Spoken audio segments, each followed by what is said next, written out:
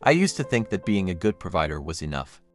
That if I worked hard and gave my wife, Hannah, everything she wanted, she'd be loyal. I was wrong. For 15 years, I climbed the corporate ladder in logistics management, putting up with endless conference calls and red-eye flights just to give her the life I never had. We built our dream home in a Chicago suburb. 5 years into our marriage, Hannah left her marketing job, telling me she'd take care of everything at home while I earned the money. For years, I truly believed I had an enviable marriage.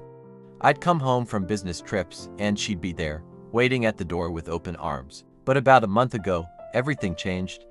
The first time Hannah turned away from me in bed, I brushed it off as her being tired. By the third time, I knew something was wrong. The woman who once couldn't wait for me to get home now seemed relieved when I left. The signs started popping up everywhere. She suddenly joined a gym after resisting it for years. I found expensive new underwear in the laundry that I'd never seen before. Her phone was constantly buzzing, and she'd leave the room to answer, claiming it was her sister. Then I found the receipt. While organizing my expenses, I saw a receipt for a dinner for two at Vincenzo's, a fancy Italian place. The date was from my last business trip to Boston. 3 days later, my meeting in Minneapolis got canceled. Standing in the airport, I made a choice. I changed my ticket and flew home early to surprise my wife. My gut told me the surprise wouldn't be a happy one. When I pulled up to my house, a dark blue Audi was parked in the driveway. It wasn't a neighbor's car.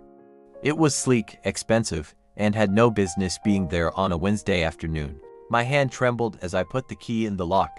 Inside, the house felt different. I smelled a strange cologne, then I heard it. From upstairs, the unmistakable sounds of passion. My wife was moaning in a way she hadn't with me in months. I didn't storm up there in a rage. A cold, detached feeling settled over me. This was a problem, and it needed a solution. I set down my briefcase, went to my home office, unlocked the bottom drawer, and took out my Glock 19. I'd never fired it outside a gun range, but power dynamics require leverage. I sat in the living room, directly in view of the stairs, with the gun resting on my lap. I started the recording app on my phone and waited. I listened to them finish. I listened to the show run. I heard them laughing. Then, footsteps. They were halfway down the stairs when they saw me. Hannah froze. The man behind her, younger than me with a gym-sculpted body, bumped into her. He saw the gun and went pale. Nobody moved. "Sit down," I said. My voice was colder than I'd ever heard it. They moved to the sofa like sleepwalkers.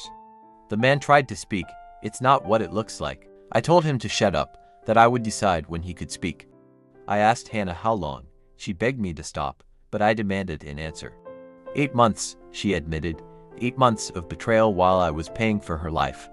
I asked where she met him. Starbucks. I asked if he had been in our bed. She whispered, "Yes." I turned to the man. His name was Michael Brennan.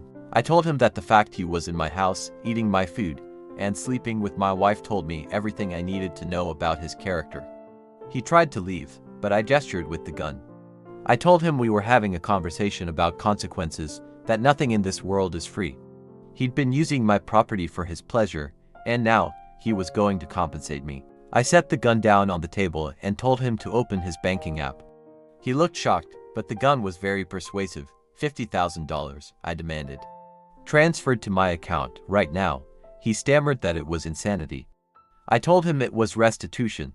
I pointed to his Audi and his Rolex. I said he could either pay the money, or I would send the recording of my wife's confession to everyone in his life. I would destroy him socially and professionally. He had no choice. He transferred the money. When the confirmation screen popped up, I told him he could go. But before he reached the door, I stood up and punched him square in the nose. Blood sprayed everywhere. I drove my knee into his stomach and kicked him in the ribs when he fell. "That's for doing it in my bed," I told him. He crawled out of my house, leaving a trail of blood on the carpet. Hannah was sobbing, begging for forgiveness, saying we could get counseling. I looked at her with zero emotion. I told her that by morning, I would have divorce papers drawn up. She would sign them without contest and make no claims on my assets. If she refused, I would send the recording to her parents, her friends, her entire social circle. She signed the papers the next morning. She left with 2 suitcases and a box of personal items, moving back in with her parents in Ohio. I heard she told people we just grew apart, but I made sure her parents knew the truth. I sent them the recording. I replaced the carpet. I bought a new mattress. The $50,000 sits in a separate account, untouched. I don't need his money, but taking it was about extracting a cost. I'm a different man now. I understand that respect must be maintained through boundaries, and if necessary, fear. Hannah lost her marriage, her reputation, and her safety net. I kept my assets, my dignity, and I made a profit. That is the end of the story. If you enjoyed this video, please hit that subscribe button. It really helps the channel. Thanks for watching.